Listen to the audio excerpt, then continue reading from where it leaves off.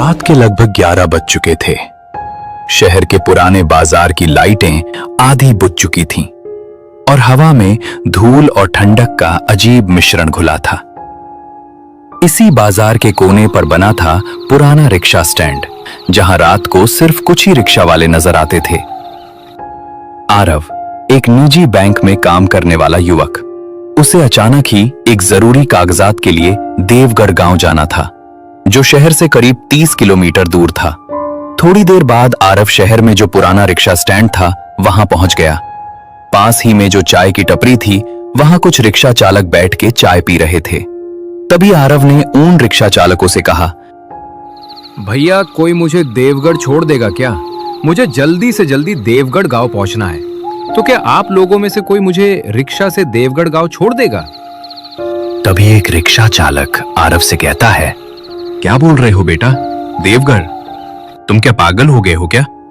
रात के लगभग 11 बज चुके हैं और इतनी रात को तुमको देवगढ़ जाना है? माफ करना बेटा, लेकिन हम लोगों में से कोई भी तुमको इस समय देवगढ़ नहीं छोड़ सकता। हाँ बेटा, इस समय तुम देवगढ़ जाने का तो भूल ही जाओ। अब तुम यहाँ से घर लौट जाओ और कल सवेरे देवगढ़ चले जाना। लेकिन भैया, मुझे तो किसी भी हालत में देवगढ़ अभी जाना है। तो बेटा, यहाँ तुमको किसी का भी रिक्शा इस समय देवगढ़ जाने को नहीं मिलेगा। अगर तुमको देवगढ़ जाना ही है तो तुमको चलकर ही जाना होगा। हम लोगों में से तुमको देवगढ़ तो कोई छोड़ने वाला नहीं है। तभी अचानक पीछे से एक रिक्शा चालक अपना रिक्शा लेके आने लगता है। जैसे ही रिक्शा उस चाय के टपरी के पास रुक जाती है, तभी आरव उस रिक्शा चालक से कहता है, भैया, मुझे देवगढ़ जाना है। क्या आप मुझे आपके रिक्शा से देवगढ़ गांव तक छोड़ दोगे? मुझे अर्जेंट देवगढ़ जाना है। बेटा, इस वक्त देवगढ़ ये तो नहीं हो सकता। रात में देवगढ़ पहुंचना ठीक नहीं बेटा। क्या हुआ भैया? देवगढ़ गांव क्यों नहीं जा सकते? क्या देवगढ़ गांव का रास्ता खराब है क्या? बेटा, रास्ता खराब नहीं है, तुम्हारा वक्त खराब है। देवगढ़ जाना रात में अच्छा नहीं माना जाता। तुम चाहो तो आगे जुनेदपुर कस्बे में उतर जाओ। वहां तुम्हें छोटे छोटे ठहरने के कमरे मिल जाएंगे। सुबह होते ही देवगढ़ चले जाना। आरव को उस ऑटो वाले की बात अजीब लगी, पर आरव को मजबूरी थी। उसे आज ही काम निपटाकर शहर वापस लौटना था। नहीं भैया, मुझे देवगढ़ तो आज ही पहुंचना है। आप पैसा थोड़ा ज्यादा लो, लेकिन मुझे देवगढ़ अभी पहुंचा दो। ठीक है बेटा, मैं तुमको देवगढ़ अभी पहुंचा देता हूं, लेकिन मेरी बात याद रखना, रात के कुछ रास्ते इंसानों के लिए नहीं होते।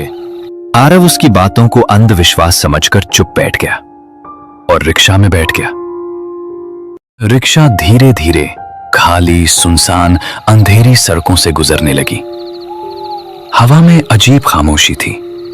कुत्ते भी आज कम भौंक रहे थे। रास्ते से अजीब तरह से आवाजें सुनाई दे रही थीं। बेटा, तुम अकेले इतनी रात को देवगढ़ क्यों जा रहे हो? तुमको पता नहीं बेटा, देवगढ़ में इतनी रात को कोई इंसान जाता नहीं। मुझको रिक्शा चलाते हुए आज 15 साल हो रहे हैं, लेकिन मैंने मेरे जिंदगी में पहला इंसान देखा जो इतनी रात को अकेला देवगढ़ गांव जा रहा है। भैया, मुझे ये समझ नहीं आ रहा है कि देवगढ़ जाने के लिए कोई भी रिक्शा वाला तैयार क्यों नहीं होता। ऐसा क्या है उस देवगढ़ गांव में? बेटा, वो तो मुझे भी पता नहीं कि देवगढ़ में क्या है, लेकिन लोग कहते हैं कि रात को देवगढ़ गांव जाना मौत को दावत देने जैसा है। करीब आधे घंटे के बाद रिक्शा जुनैदपुर पहुंच गया। रिक्शा रुक जाता है। बेटा, मैं आखिरी बार तुमको कह रहा हूं, यहीं जुनैदपुर उतर जाओ। यहाँ तुमको सामने ही 500 मीटर दूर ही एक छोटा सा कस्बा मिल जाएगा। वहां तुमको रात भर रहने के लिए कमरा मिल जाएगा और सुबह तुम देवगढ़ निकल जाना। नहीं भैया, मुझे अभी देवगढ़ पहुंचना है। आप मुझे अभी देवगढ़ गांव छोड़ दीजिए। आप मेरी चिंता मत कीजिए। ठीक है बेटा, लेकिन आगे जंगल वाला रास्ता पड़ेगा। मैं देवगढ़ गांव के दरवाजे तक नहीं जाऊंगा, वहां से तुमको चलकर ही जाना होगा। ठीक है भैया, मुझे देवगढ़ गांव के पास तक छोड़ दो, मैं वहां से चलकर चला जाऊंगा। कुछ देर बाद रिक्शा सुनसान कच्चे रास्ते पर पहुंच गया। रास्ता इतना डरावना था कि उस रास्ते से कोई भी गाड़ी या इंसान दिखाई नहीं दे रहा था। रात के ठीक 12 बज चुके थे। इधर उधर से उल्लुओं की, जंगली जानवरों की आवाजें आ रही थीं। ऐसा लग रहा था कि रिक्शा के आगे कोई उनको बुला रहा हो। थोड़ी ही देर बाद रिक्शा देवगढ़ गांव के नजदीक पहुंच जाता है। बस बेटा, मैं इससे आगे नहीं जा सकता। यहां से देवगढ़ गांव पास में ही है, आधा किलोमीटर। भगवान तुम्हारा भला करे बेटा, तुम अच्छे से देवगढ़ गांव पहुंच जाओ। रिक्शा वाले ने तुरंत अपना रिक्शा घुमाया और वापस लौटने लगा। आरव उसे आवाज देता रहा, पर उसने पीछे मुड़कर नहीं देखा। अब आरव अकेला था। रास्ते के दोनों तरफ ऊंचे ऊंचे पेड़ थे। हवा उनकी शाखाओं को हिलाकर एक भयानक फुसफुसाहट पैदा कर रही थी। आरव ने अपना बैग ठीक किया और आगे बढ़ा। कुछ कदम चलने पर उसे एक टूटी चाय की दुकान दिखी। दुकान बिल्कुल सुनसान थी। उस दुकान के पास कोई नहीं था, सिर्फ एक लालटेन के और एक लकड़ी का बेंच था। थकावट से टूट चुका आरव उसी पर लेट गया। करीब 20 मिनट बाद आरव को किसी के चलने की आवाज आई। आरव चौकन्ना होकर खड़ा हो गया। तभी सामने से एक लंबा, दुबला, पतला आदमी, काले कपड़े, कंधे पर फटा कंबल, धीरे धीरे आगे आ रहा था। भैया रुकिए, क्या आप देवगढ़ जा रहे हो? क्या हुआ? तुम मुझे ऐसा क्यों बोल रहे हो? भैया मुझे देवगढ़ जाना है। रात में अकेले रुकना मुश्किल है। अगर आप देवगढ़ गांव जा रहे हो तो मुझे अपने साथ ले चलिए। मेरे साथ चलना है तो मेरी बातें माननी होंगी, नहीं तो तुम्हारी लौटने की सुबह नहीं होगी। आरव डर गया, लेकिन उसके ऊपर मजबूरी थी। इसके कारण उसने हां कर दी। ठीक है भैया, आप जो कहोगे मैं वही करूंगा। बस मुझे देवगढ़ गांव तक आपके साथ आने दो। ठीक है, तो आ जाओ मेरे साथ साथ। और हां, भूल कर भी पीछे मुड़कर मत देखना। क्यों भैया, क्या होगा अगर मैंने पीछे मुड़कर देखा तो? मैंने तुमको पहले ही बताया था कि मैं जो कहूंगा वो तुमको करना होगा, तो भी तुम मेरे बात को काट रहे हो। अगर मेरे साथ चलना है तो मैं जैसा बोलूंगा वैसा तुमको करना पड़ेगा, नहीं तो मैं चला। ठीक है भैया, मैं अब कुछ नहीं बोलूंगा और आपकी हर बात मानूंगा। तभी आरव और वो आदमी रास्ते से आगे बढ़ते गए। कुछ ही दूर जाने के बाद चलते चलते आदमी बोला, अगर तुमको पीछे से कोई पुकारे तो भी मुड़कर मत देखना। इस रास्ते की आवाजें इंसानों की नहीं होती। ये सुन के आरव के रोंगटे खड़े हो गए। वो डर जाता है, लेकिन उसको देवगढ़ गांव किसी भी हालात में पहुंचना था। इसीलिए वो उस आदमी के साथ आगे बढ़ता गया। कुछ देर बाद पीछे से एक लड़की के रोने की आवाज आई। भैया, लगता है कोई बच्ची रो रही है, लेकिन इतनी रात को इस समय कौन बच्ची रो रही है? चुप कर बेटा, बोलो मत। ये किसी बच्ची की या किसी इंसान की आवाज नहीं है। ये वो चीजें हैं जो रात में नए शिकार ढूंढती हैं। बस तुम पीछे मत देखना। ये सुन के आरव खामोश हो जाता है। तभी अचानक आरव को जैसे किसी ने पकड़ लिया हो। उसके पैर आगे ही नहीं बढ़ पा रहे थे। भैया, मैं आगे ही नहीं बढ़ पा रहा हूं। ऐसा लगता है कि मुझे किसी ने पकड़ लिया हो। मुझे तो बहुत डर लग रहा है। बेटा, तुम जैसे खड़े हो वैसे ही खड़े रहो। तुमको किसी ने पकड़ लिया है। तुम्हारा हाथ आगे बढ़ाओ, मैं तुमको खींच लेता हूं। उसके बाद आरव ने कांपते हाथ आगे बढ़ाए। तभी उस आदमी ने आरव को अपनी ओर खींच लिया। अगर मैंने तुम्हारा हाथ खिंचा ना होता तो तुम इसी अंधेरे में खो जाते, हमेशा के लिए। कुछ आगे पहुंचते ही आरव उस आदमी से बोला, भैया, अब मुझे मेरे पैरों का बोझ कम लग रहा है। अगर आज आप नहीं होते तो मैं आज उसी अंधेरे में कहीं गुम हो जाता। आपके वजह से आज मेरी जान बची। बेटा, तुम अभी अभी मौत के मुंह से बचे हो। अब तुम सुरक्षित हो। अब हम गांव में आ गए हैं। अब तुमको डरने की कोई जरूरत नहीं है। कुछ ही मिनट बाद दोनों गांव की पहली बस्ती तक पहुंच गए। थोड़ी देर बाद वो आदमी आरव को अपने मिट्टी के बने घर में ले आया। सुनो जी, आज फिर रात में आप उस भयानक डरावने रास्ते पे निकल गए थे। मैंने आपको कितनी बार कहा है कि रात को उस रास्ते से मत आया करो, लेकिन आप मेरी बात सुनते कहाँ हो? अरे वो विमला, डरता नहीं मैं किसी से। और इस शहर वाले लड़के को आज मैंने भूत के चंगुल से बचा कर लाया हूं। और तुम कह रही हो कि इतनी रात को बाहर क्यों जाते हो? क्या इस गांव वाले रात को बाहर नहीं जाते? नहीं बेटा, इस गांव के लोग रात को कभी बाहर नहीं निकलते। देवगढ़ गांव के बाहर रात में आत्माओं का पहरा होता है। रात इस गांव से बाहर जो गया वापस कभी नहीं लौट आया। तो आप आज इतनी रात को कहां से आ रहे थे? और अभी आपने कहा कि इस गांव के लोग रात को बाहर कभी नहीं निकलते, तो आप कैसे रात को बाहर निकले थे? अपने बेटे को ढूंढने। वो भी तुम्हारी तरह रात को उसी राह पर गया था, पर कभी लौट कर नहीं आया।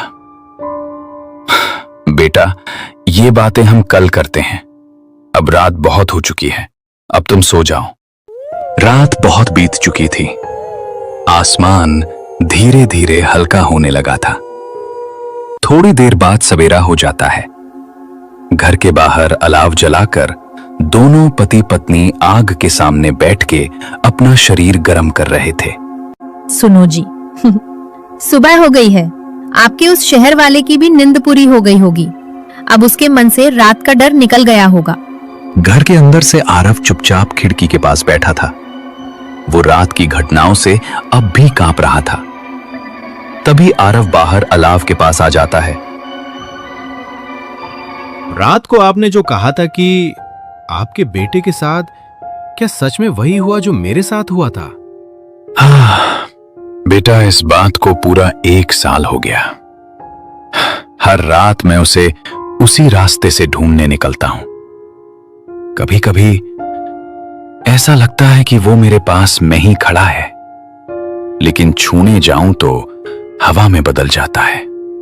और कई बार तो ऐसा लगता है कि कोई घर में चल रहा है, पर जब देखते हैं तो कोई नहीं होता।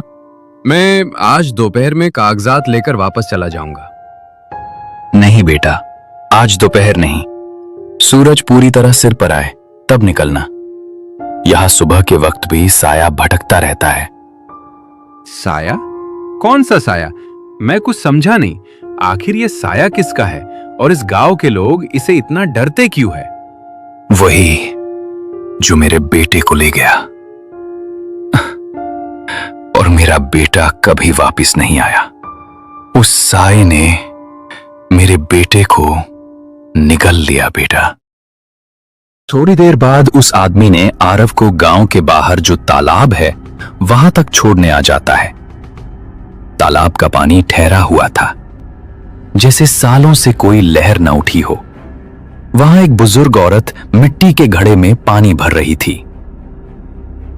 अरे वो दामोदर आज फिर रात में अपने बच्चे को ढूंढने गए थे क्या? हाँ, लेकिन बूढ़ी अम्मा, इस बार मैं घर अकेला नहीं आया था। इस बार मैंने इस शहर के लड़के को उस रास्ते से बचा कर लाया हूँ।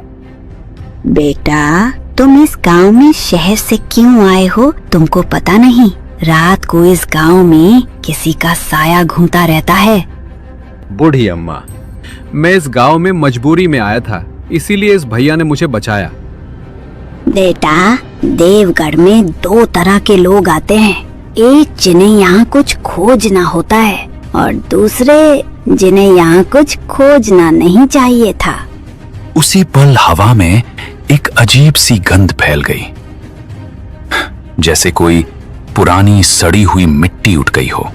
तभी आदमी चिल्लाकर बोलता है, चलो यहां से जल्दी, वो साया फिर हमारे गांव की तरफ आ रहा है। जल्दी भागो बेटा, भागो अम्मा, नहीं तो हम सबको ये साया निगल लेगा। चलो जल्दी, भागो भागो। तीनों वहां से गांव की तरफ तेजी से घर की ओर भागने लगते हैं। भागते भागते आरव ने उस आदमी से पूछा, भैया, आखिर ये साया है कौन? कोई मुझे बताएगा?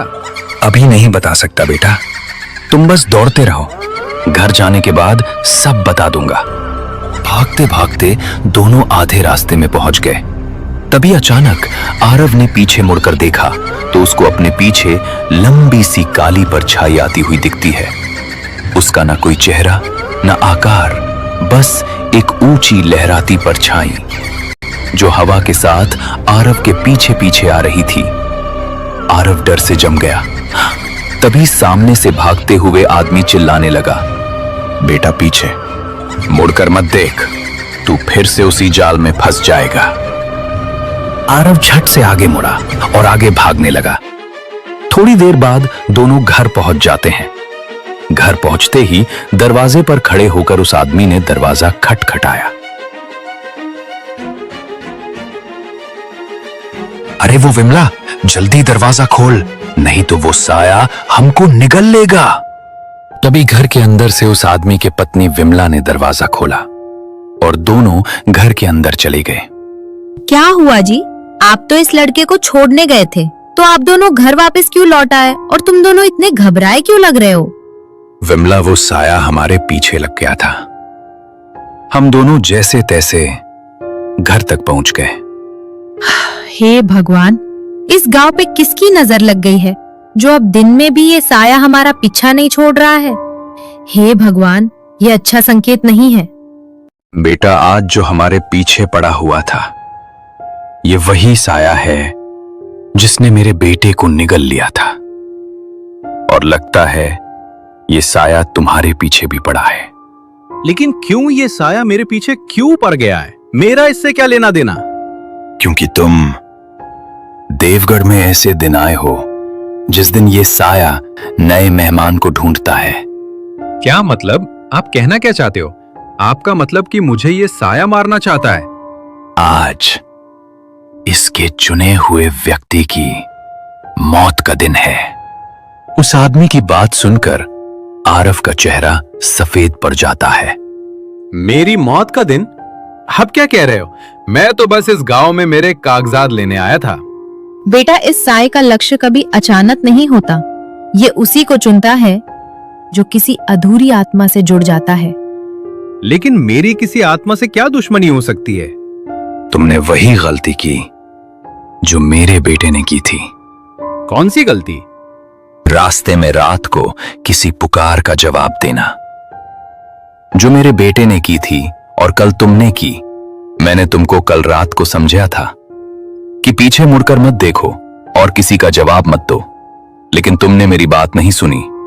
ये सुन के आरव का दिल मानो धड़कना भूल गया था। उसका पूरा शरीर नीचे से ऊपर तक थर थर कांप रहा था। तभी आरव कांपते हुए बोला, कल रात को जो मुझे रोने की आवाज आई थी, वो लड़की जिसने बचाओ कहा था। हाँ बेटा, वही आवाज। लेकिन वो आवाज लड़की की नहीं थी। वो उसी साए की लुभाने वाली पुकार थी। जो भी उसकी पुकार पर ध्यान देता है, वो उसके निशान पर आ जाता है। तो अब मैं उस साए के मौत का शिकार बन गया हूं क्या? तभी उधर से उस गांव की बुरी अम्मा आने लगती है। बेटा, तुम उस साए की शिकार तो बन गए हो, लेकिन बच भी सकते हो अगर अपनी किस्मत का एक काम पूरा कर दो तो। बुढ़ी अम्मा, आप जानती हैं ये लड़का इस साए से कैसे बच सकता है?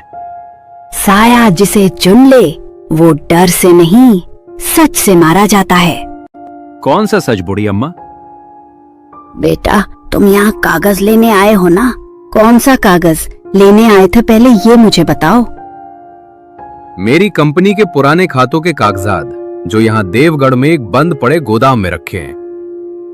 दामोदर और बुरी औरत एक दूसरे को देखने लगे। उनके चेहरों पर डर की एक नई परत उभर आई थी। ये तो वही गोदाम है जहां मेरा बेटा आखिरी बार गया था। क्या आपका बेटा उस सरकारी गोदाम में गया था? लेकिन आपका बेटा उस सरकारी गोदाम में क्यों गया हुआ था? बेटा, वही गोदाम इस देवगढ़ गांव की सबसे पुराने मौतों का घर है। उस गोदाम में सालों पहले आग लगी थी। कई मजदूर अंदर फंसकर मरे थे। और कहते हैं उनकी आत्माएं आज तक उस गोदाम के बाहर नहीं आ पाईं। अब तक उस गोदाम में उनकी आत्माएं भटकती हैं। तो मैं अब क्या करूं?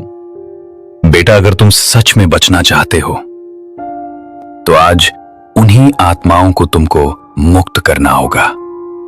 मैं कैसे उन आत्माओं को मुक्त कर सकता हूं? बेटा, जिस कागज के लिए तुम इस गांव में आए हो, वही कागज आग के असली कारण को छुपाता है। कई मजदूरों की मौत को दुर्घटना नहीं माना गया था, वो किसी बड़े घोटाले का राज छुपाता है। बेटा, वो साया तुम्हारा पीछा इसलिए कर रहा है क्योंकि अगर तुम वो कागज ढूंढ लो तो उसके कैद किए गए लोगों की आत्माएं आजाद हो जाएंगी। मतलब ये सिर्फ भूतिया मामला नहीं, एक अपराध भी है।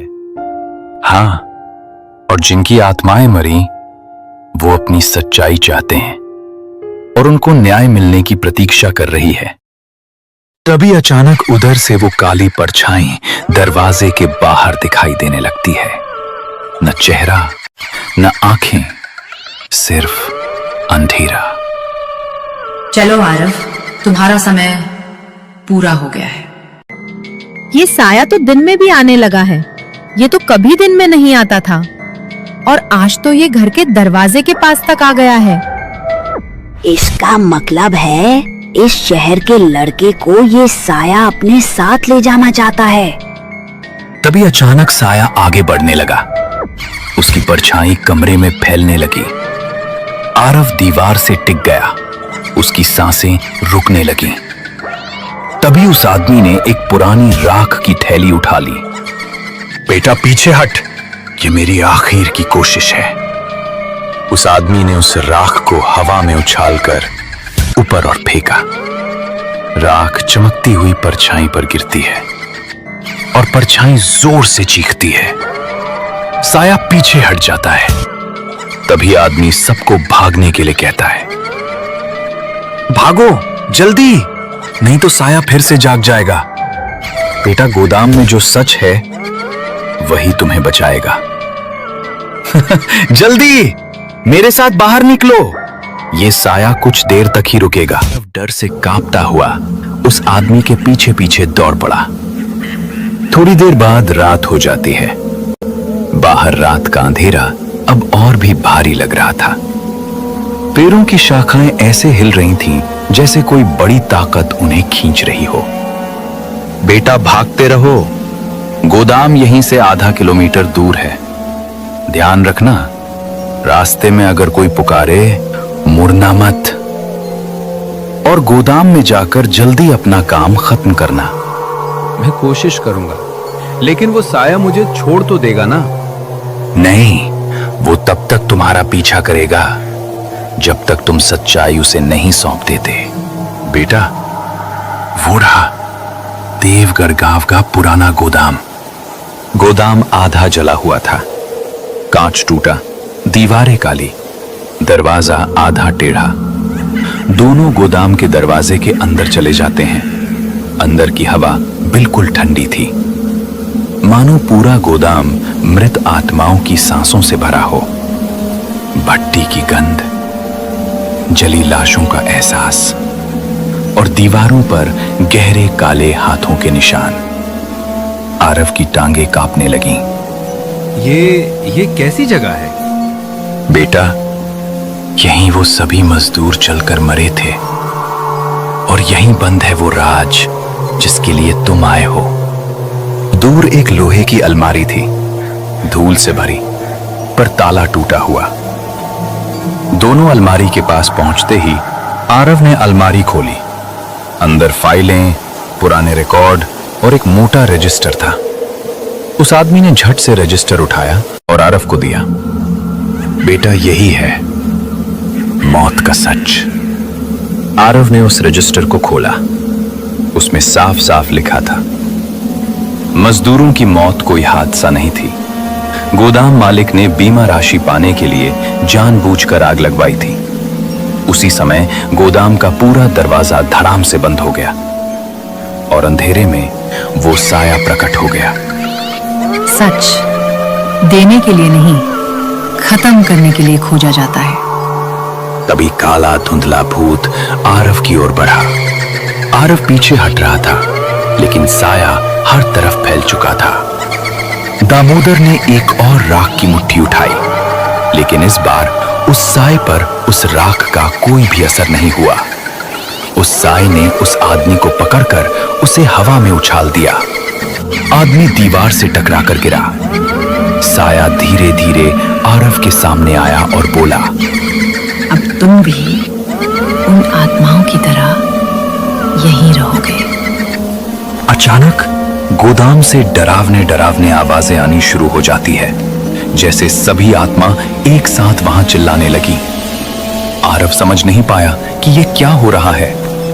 तभी दीवारों से दर्जनों मजदूरों की आत्माएं बाहर निकली, आग से झुलसे शरीर, काली आंखें, हाथ फैले हुए। वो आदमी फर्श पर पड़ा, चिल्लाया, बेटा तुम डरो मत, ये सभी आत्मा तुम्हें मारने नहीं आई हैं, ये तो इस साये को खत्म करने आए हैं। वो इन्हें वर्षों से बांधे रखता था। इन सभी आत्माओं को देख के साया पीछे हटने लगता है, पर मजदूर आत्माएं उस साये को घेरने लगीं।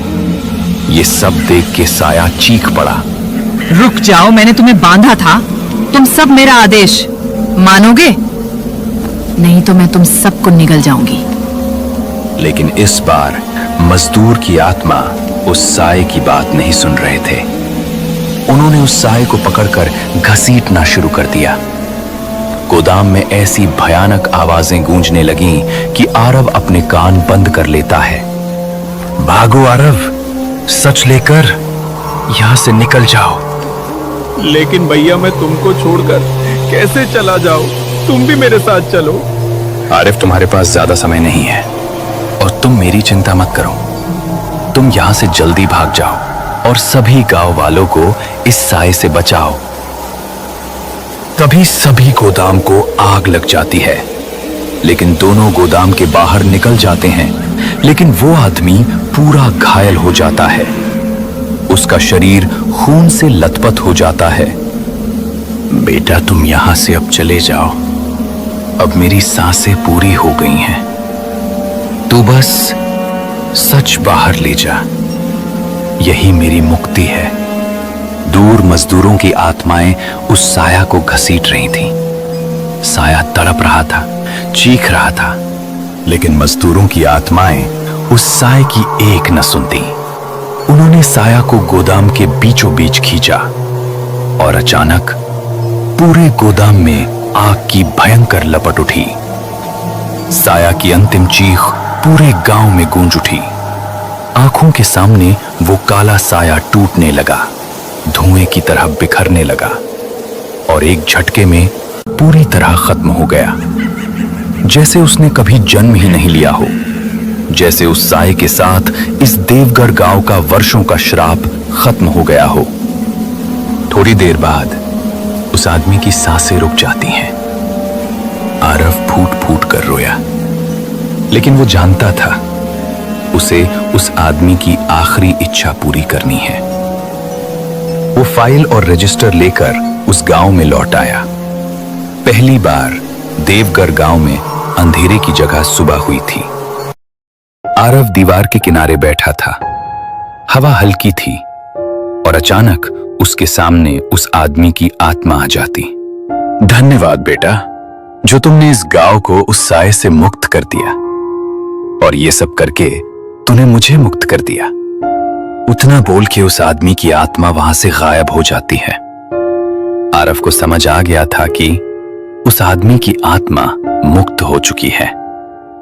इसीलिए कहते हैं, जब तक किसी आत्मा को मुक्ति नहीं मिल जाती, तब तक वो आत्मा ऐसे ही हमारे बीच घूमती रहती है।